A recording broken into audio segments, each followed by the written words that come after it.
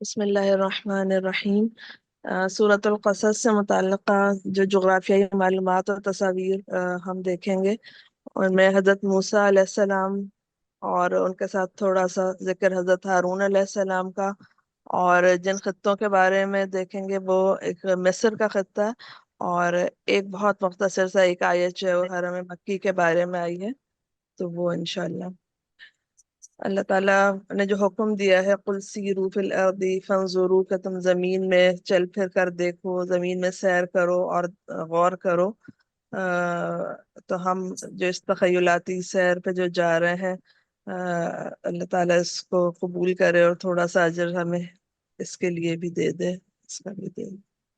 اچھا، حضرت موسیٰ علیہ السلام کی زندگی ہم دیکھتے ہیں تو ان کے جو اسفار ہیں، جو انہوں نے مختلف جگہوں پہ جو وہ گئے، تو سب سے پہلے تو ان کی پیدائش مصر میں ہوئی، اور مصر میں جو علاقہ تھا وہ گوشن یا جوشن کا علاقہ،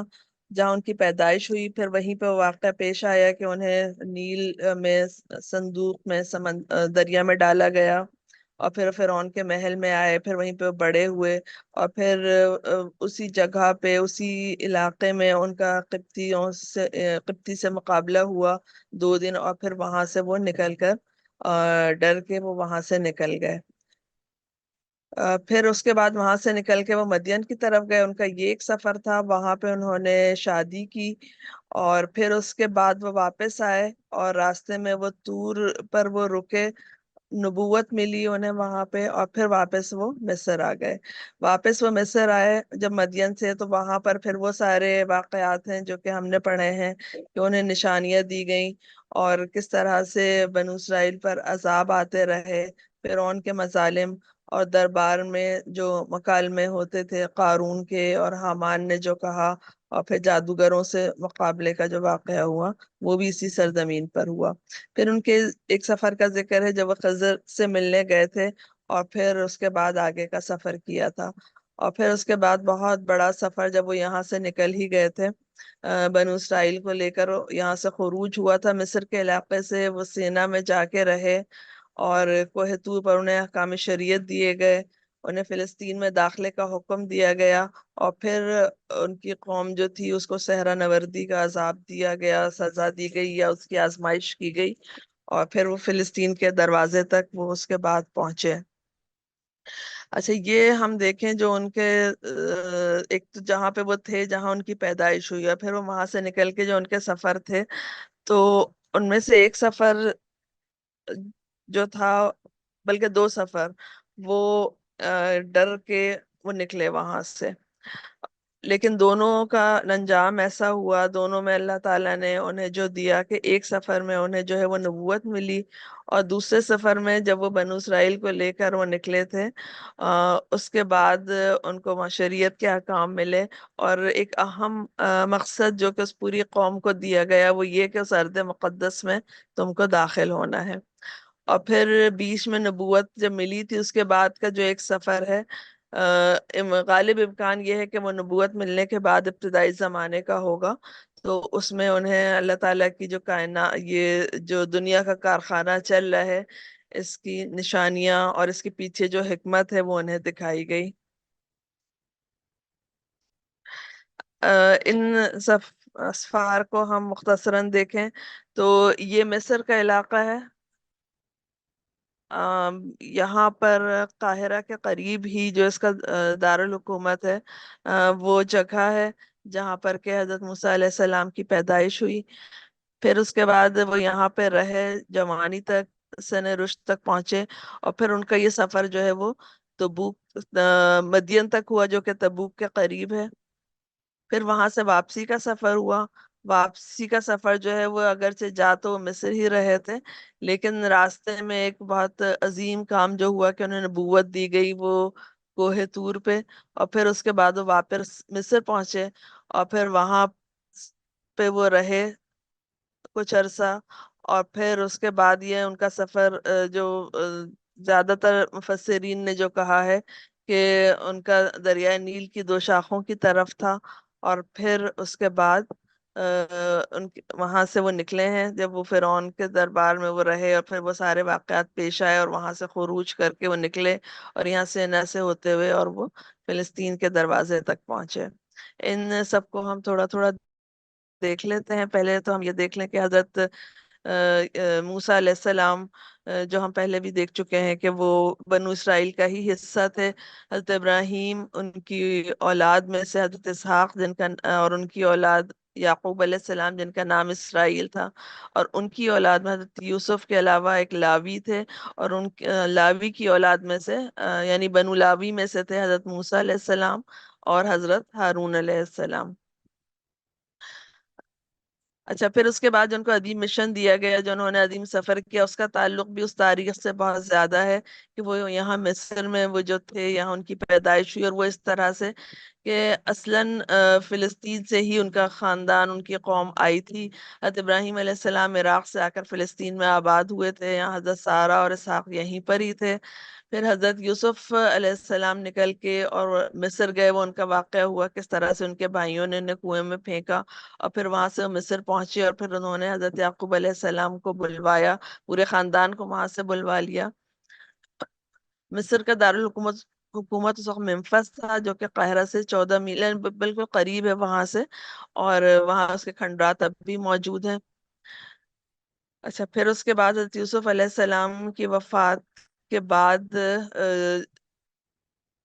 ان کا جو زور تھا وہاں پہ، جو اقتدار تھا، وہ تقریباً 1 صدی تک رہا، اور پھر اس کے بعد دوبارہ قبطیوں کے پاس آ گیا۔ انہوں نے بنی اسرائیل کا زور توڑنے کی کوشش کی، ان کو ادنا خدمات دی، ان کے لڑکوں کو قتل کرتے تھے، انہیں زمینوں اور جائیدادوں سے محروم کرتے تھے، انہیں مناصب سے بے دخل کرتے تھے، اور یہ دیکھتے تھے کہ یہ جسمانی طور پر طاقت والے ہیں تو محنت کے کام قلیل معاوضے پر کرواتے تھے، اور فرعون انہیں ذلیل کرتا تھا۔ اور اس حال میں حضرت موسیٰ علیہ السلام کی بعثت ہوئی۔ پھر حضرت موسیٰ علیہ السلام کو واپس وہی حکم ہوا کہ جہاں سے آپ لوگ نکالے گئے تھے، ارض مقدس کی طرف آپ سفر کریں اور اس کو فتح کریں، اور حضرت موسیٰ علیہ السلام کی زندگی کا ایک بہت بڑا حصہ جو ہے وہ وہاں کی طرف واپسی میں گزرا، اور پھر ان کے بعد بنی اسرائیل فلسطین میں داخل ہوئے، اور پھر اس کے بعد داؤد حضرت سلیمان نے وہاں پر ایک بڑی سلطنت قائم کی۔ اچھا، اب ہم یہ والے علاقے دیکھیں۔ حضرت یعقوب علیہ السلام کو حضرت یوسف علیہ السلام نے جب بلایا، اور پھر اس کے بعد وہ 17 سال مصر میں رہے، تو ان کو آباد جس جگہ کیا گیا، وہ جو سرزمین تھی وہ انگریزی میں گوشن لکھا ہوتا ہے، عربی رسم الخط سے جشن لکھا ہوا ہوتا ہے۔ تو یہاں پر وہ آئے، اور یہ والا جو علاقہ ہے جو مصر کا جو شمال مغربی کونا ہے، یہ وہ علاقہ ہے جہاں پر کہ ان کو آباد کیا گیا تھا، اور یہ دریا نیل جہاں پہ ختم ہوتا ہے اس کا یہ ڈیلٹا بنتا ہے، اس کا مشرقی کنارہ ہے یہ، اور یہاں پہ بنو اسرائیل جو ہے پھر وہ سالوں آباد رہے، انہوں نے یہاں پر جائیدادیں خریدی، گھر خریدے، ان کی تعداد میں بہت اضافہ ہوا، انہوں نے یہاں پہ تبلیغ بھی کی، اور بہت سے یہاں کے مقامی مصری مسلمان جو تھے وہ ان کے ساتھ شامل ہو گئے پھر، اور ان کو بھی پھر مجموعی طور پہ بنو اسرائیل ہی کہا جانے لگا۔ یہ وہ علاقہ ہے، ہم دیکھیں اگر کہ یہ مصر ہے یہ پورا، تو یہ قاہرہ اس کا موجودہ دارالحکومت، اور دمیاط جو ایک شہر ہے، ان دونوں کے درمیان کا علاقہ جو ہے وہ گوشن کا علاقہ تھا، اگرچہ اس نام کا اب کوئی شہر مصر میں موجود نہیں ہے۔ اچھا، ممفس جو شہر تھا جہاں پہ کہ اس زمانے میں فرعون کا محل تھا اور دیگر اونچے طبقے کے لوگ رہتے تھے، وہ موجودہ قاہرہ کے بالکل قریب اس سے متصل ہی ہے، اور یہ دریائے نیل کے مغربی کنارے پر ہے، یہ بھی تھوڑا سا یہ جنوب میں ہے قاہرہ کے، اور اب یہاں پہ احرام مصر وغیرہ جو ہے وہ اس علاقے میں موجود ہے۔ اب حضرت موسیٰ کے دوسرے جو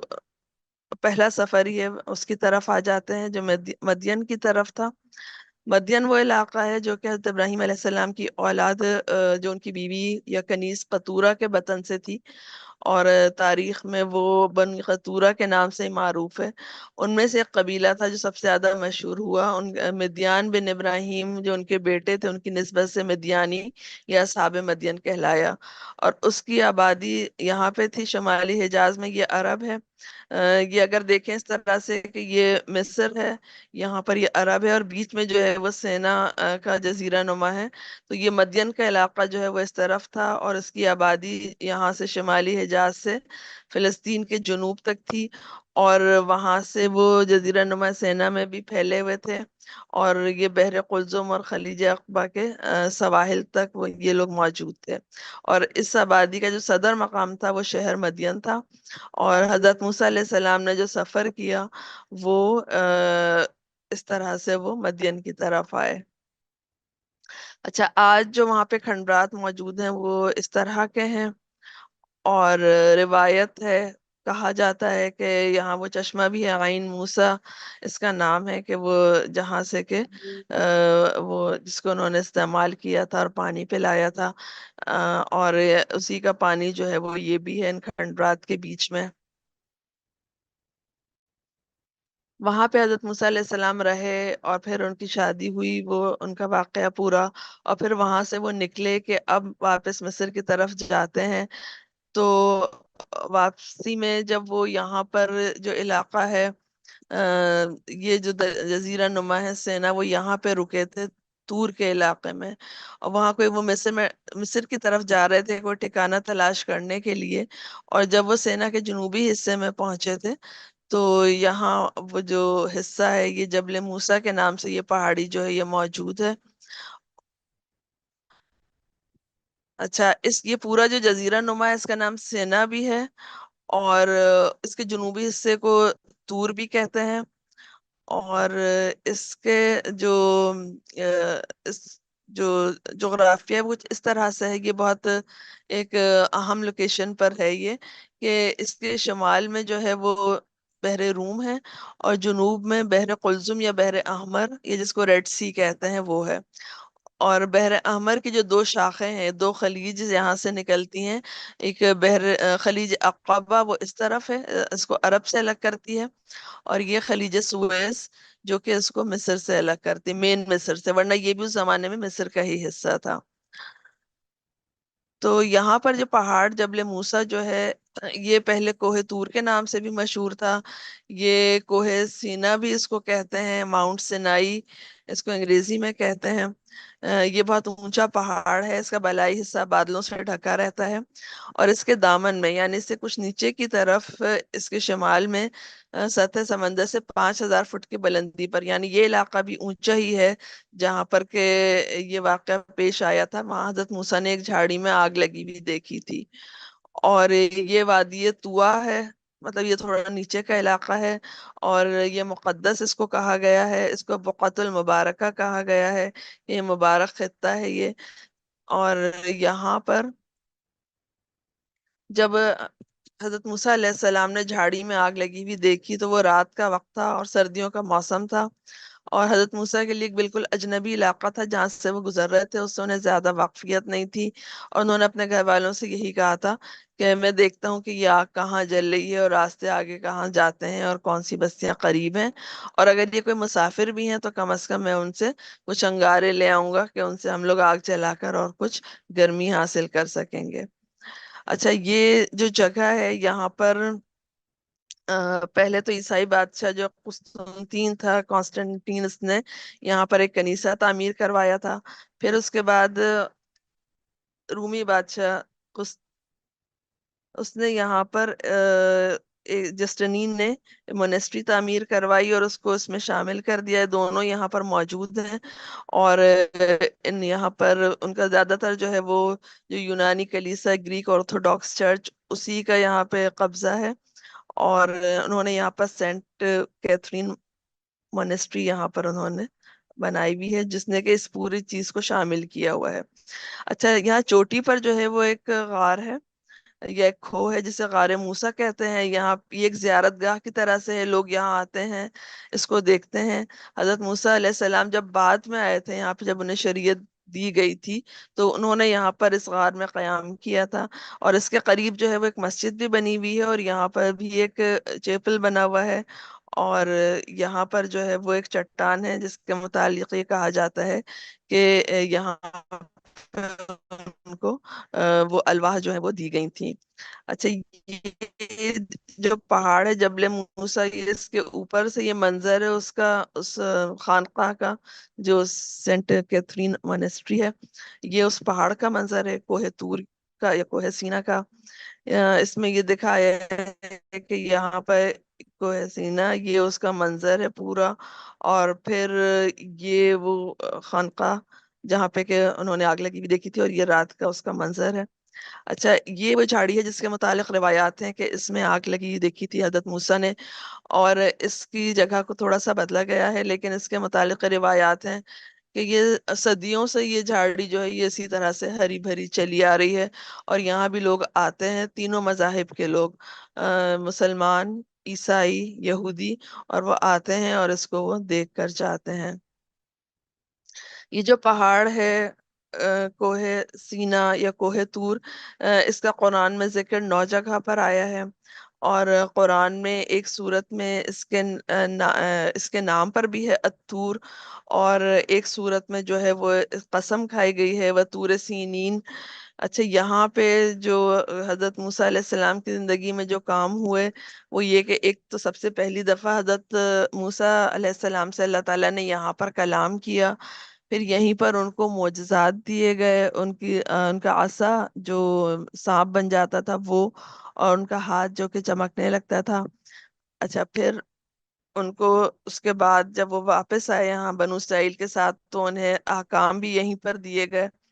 اور پھر انہیں 30 دن کے روزے جو ہے وہ بھی ان کو یہیں پر انہیں حکم دیا گیا۔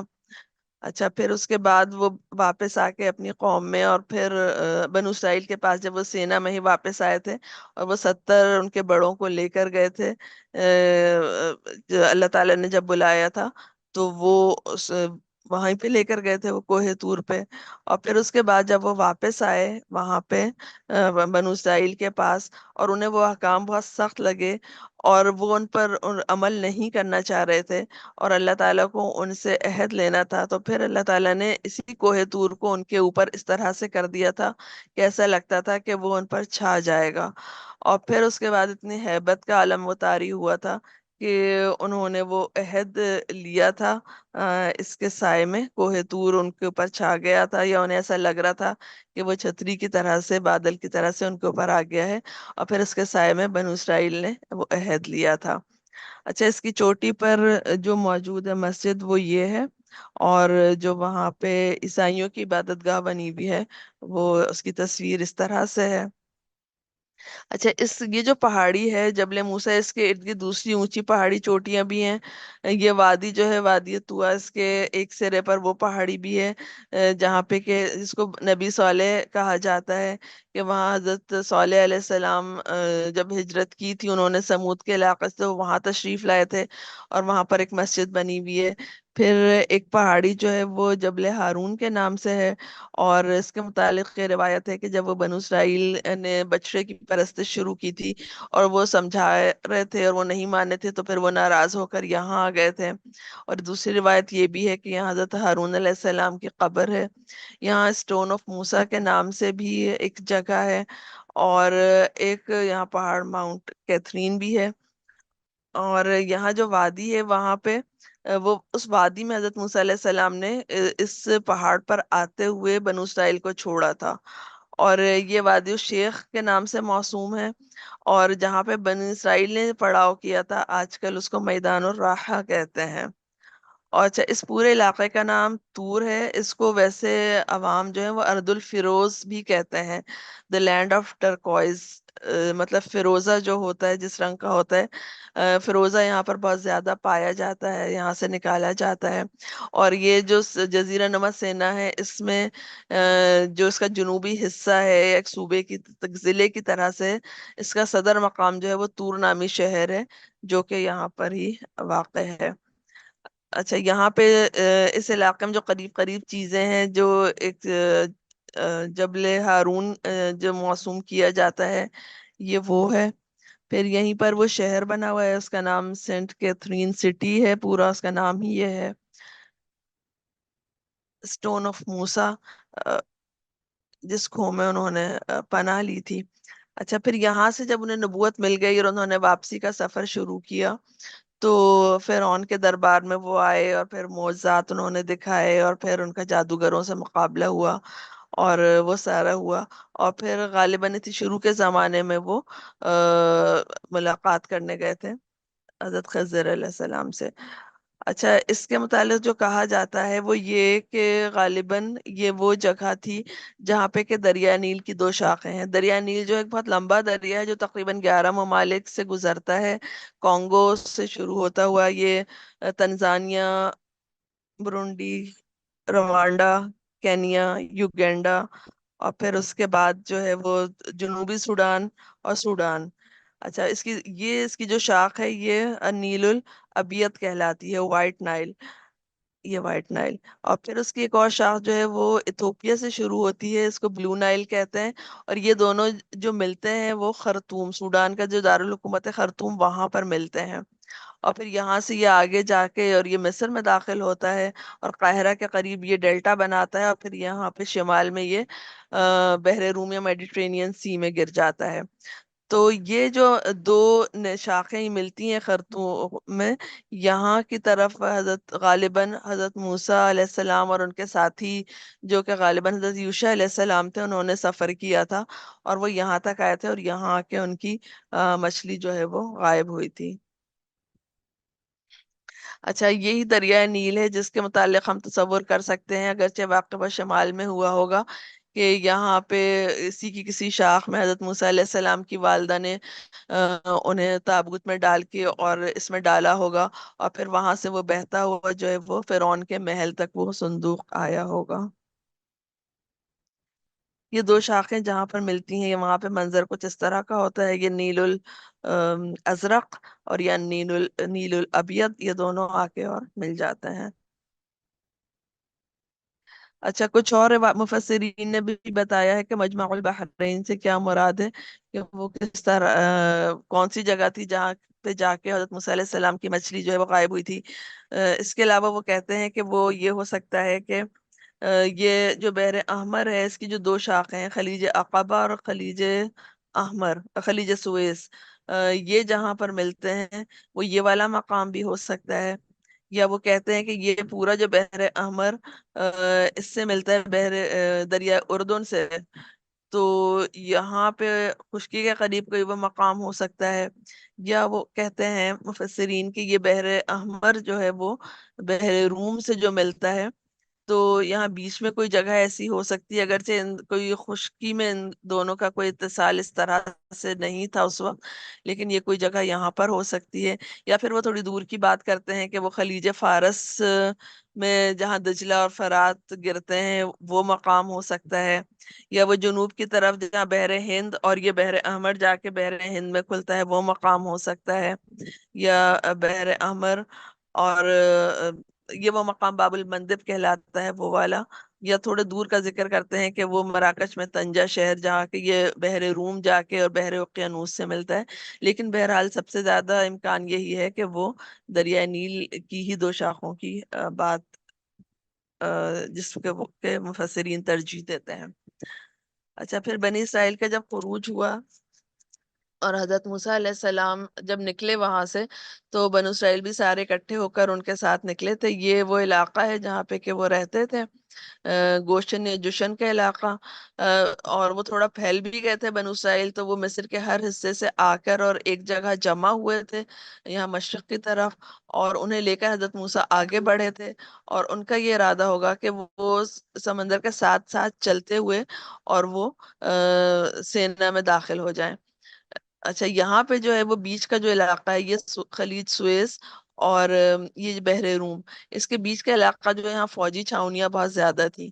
تو وہ یہ چاہ رہے تھے کہ وہ ساحل کے ساتھ چلتے چلتے وہ داخل ہو جائیں،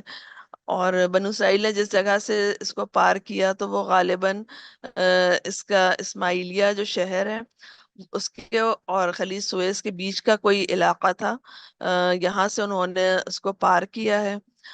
اچھا جب وہ یہاں کنارے ساحل پر پہنچے اسی وقت یہاں فرعون بھی پہنچ گیا تھا، اور پھر وہ جس طرح سے ہوا کہ حضرت موسیٰ علیہ السلام نے اللہ کے حکم سے عصا مارا تھا، اور یہ پورا پانی جو ہے یہ تو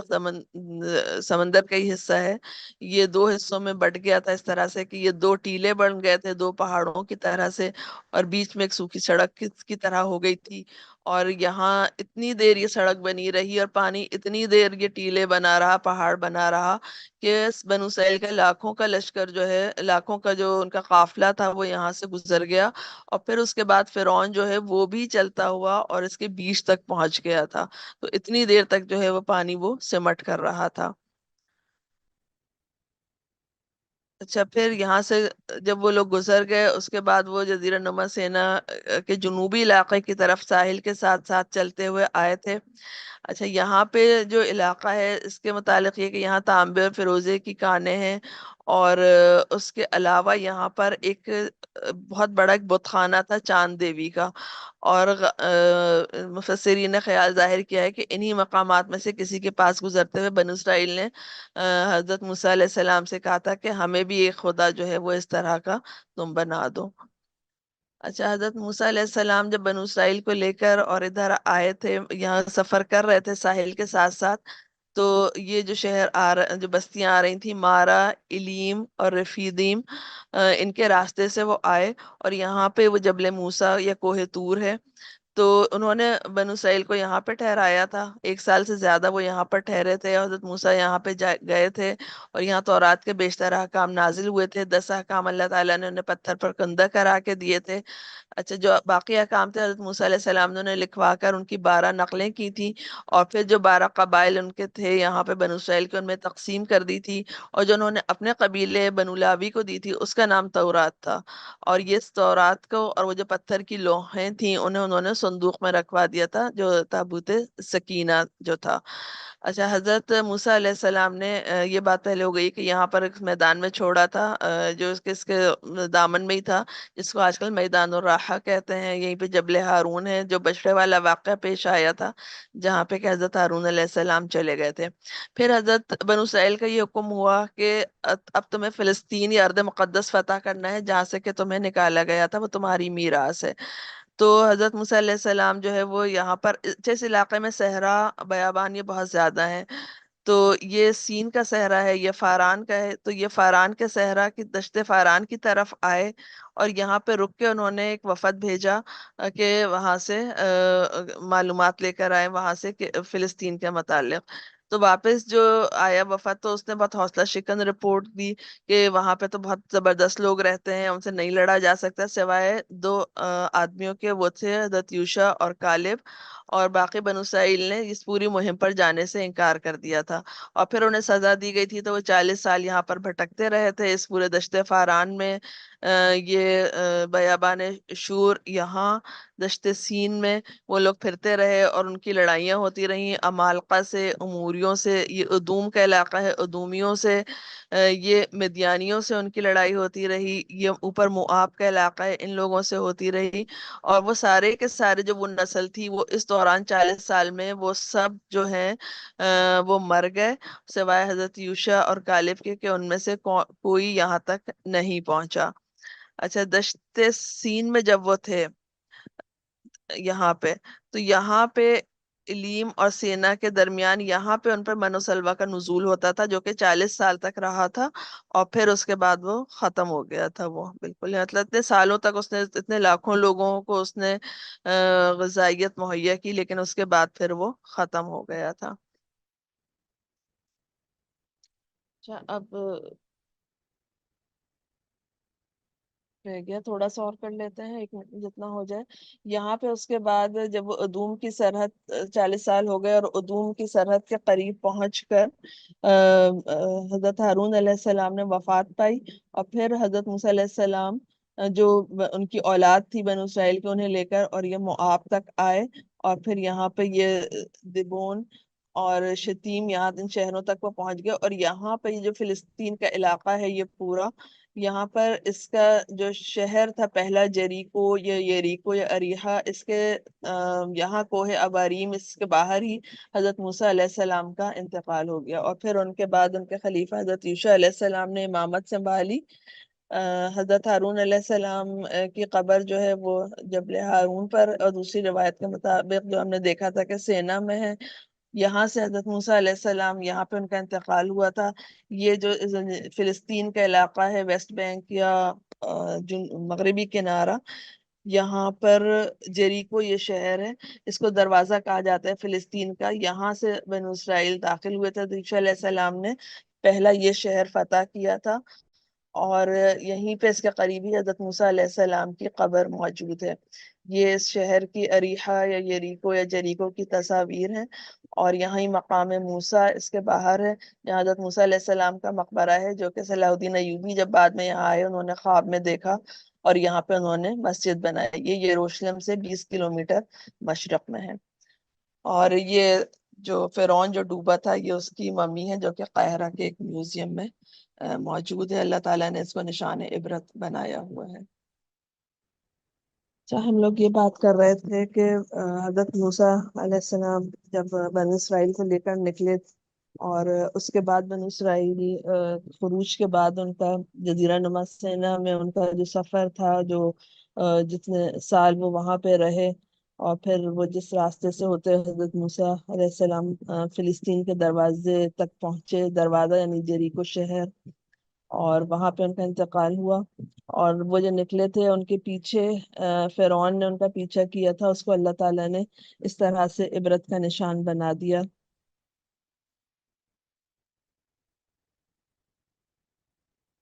اچھا، حضرت موسیٰ علیہ السلام کے بعد بنو اسرائیل میں ان کے خلیفہ حضرت یوشع علیہ السلام موجود تھے، انہوں نے مشرق کی طرف سے دریائے اردن کو پار کیا اور اس شہر جیریکو کو فتح کیا، اور اس کے بعد پھر قلیل مدت میں پورا فلسطین جو ہے وہ فتح ہو گیا تھا۔ لیکن اس کی خاص بات یہ تھی کہ اس طرح سے ریاستیں جو تھیں وہاں پر وہ الگ الگ چھوٹی چھوٹی تھیں، اور یہ بھی بنی اسرائیل کی جو ایک خرابیت تھی ان میں سے ایک، کہ انہوں نے مل کر ایک متحدہ ریاست نہیں بنائی جس طرح سے کہ اللہ تعالیٰ کی ہدایت تھی، اور اس کے بعد کافی سال بعد جا کے، اور پھر طالوت کی رہنمائی میں جو ہے وہ یہ پوری ایک ریاست بنی تھی، اور پھر اس کے بعد حضرت داؤد اور حضرت سلیمان علیہ السلام نے اس متحدہ ریاست پر حکومت کی تھی۔ اچھا، یہ تو حضرت موسیٰ علیہ السلام اور حضرت ہارون علیہ السلام کے متعلق کچھ چیزیں تھیں۔ اس کے علاوہ ہم ایک خطے کے متعلق بھی جو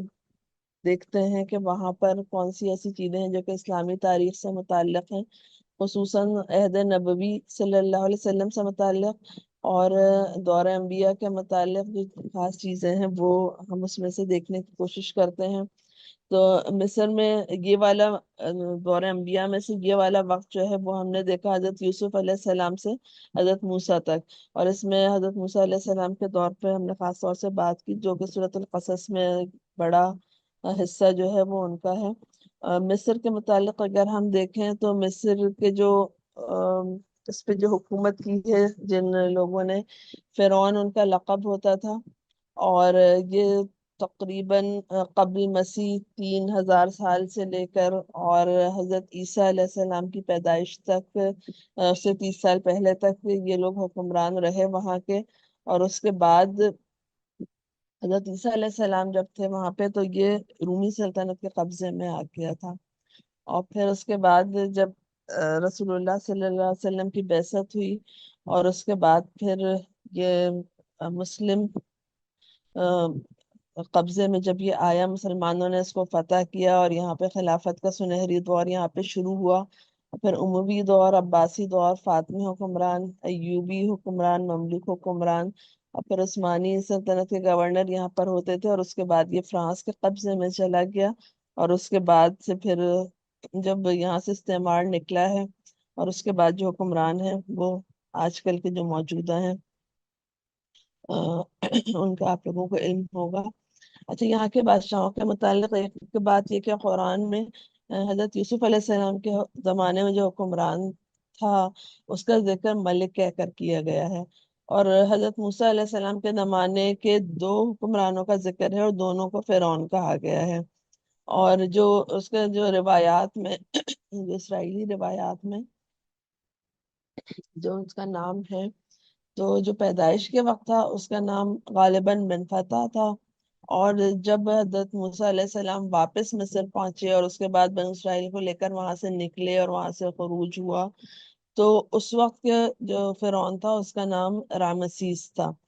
اور اس فرعون کا ذکر جو ہے وہ 128 دفعہ قرآن میں آیا ہے، اور یہ فرعون جو ہے یہ ایک طرح سے استعارہ بن چکا ہے استکبار کے لیے اور حق کو جھٹلانے کے لیے اور ظلم کے لیے۔ اچھا، پھر عہد نبوی صلی اللہ علیہ وسلم میں ہم مصر سے تعلق دیکھیں تو حضرت محمد صلی اللہ علیہ وسلم نے اس وقت جو مصر کا بادشاہ تھا اس کو مقوقس کہتے تھے، اور آپ صلی اللہ علیہ وسلم نے اس کو ایک خط بھیجا تھا، اور اس وقت وہ اسکندریہ میں دارالحکومت تھا۔ حضرت حاتب بن ابی بلتعہ رضی اللہ تعالیٰ عنہ جو ایک صحابی تھے ان کے ذریعے سے خط بھیجا تھا۔ اس بادشاہ نے اسلام قبول نہیں کیا، لیکن اس نے ان صحابی کے ساتھ اچھا سلوک کیا، اور جب وہ واپس آئے تو انہیں تحائف دیے، اور دو لونڈیاں ساتھ دیں، حضرت ماریا قبطیہ اور سیرین رضی اللہ تعالی عنہما، اور حضرت ماریا قبطیہ جو تھی وہ رسول اللہ صلی اللہ علیہ وسلم نے ان کو پھر اپنے پاس رکھا تھا۔ اچھا، پھر اس کے بعد جب خلافت راشدہ کے زمانے میں مصر فتح ہوا ہے تو حضرت عمرو بن العاص بن وائل السہمی نے مصر کو فتح کیا۔ ان کو فاتح شام اور فاتح مصر کہتے ہیں۔ پہلے انہوں نے شام فتح کیا، اور شام میں اس وقت فلسطین کا علاقہ اور لبنان، اردن جو موجودہ ہے، یہ پورا شامل تھا، اور اس کے بعد وہ مصر کی طرف بڑھے اور انہوں نے اسکندریہ سے ہوتے ہوئے اور لیبیا میں طرابلس تک وہ گئے، اور انہی کو یہاں کا گورنر مقرر کیا گیا۔ انہوں نے یہاں پر شہر فسطاط بسایا۔ یہ موجودہ شہر فسطاط جو کہ قاہرہ کے جنوب میں ہی واقع ہے۔ یہ حضرت عمرو بن العاص جو صحابی تھے جنہوں نے فتح کیا تھا اور جو یہاں کے گورنر تھے، یہ ان کا بسایا ہوا شہر ہے، اور یہیں پر انہوں نے مسجد بھی بنائی تھی، اور یہ تو اس کی خیر موجودہ شکل ہے، لیکن یہ مسجد جو ہے وہ انہی کے نام پر ہے، مسجد جامع عمرو بن العاص، یہ اس مسجد کا صحن ہے۔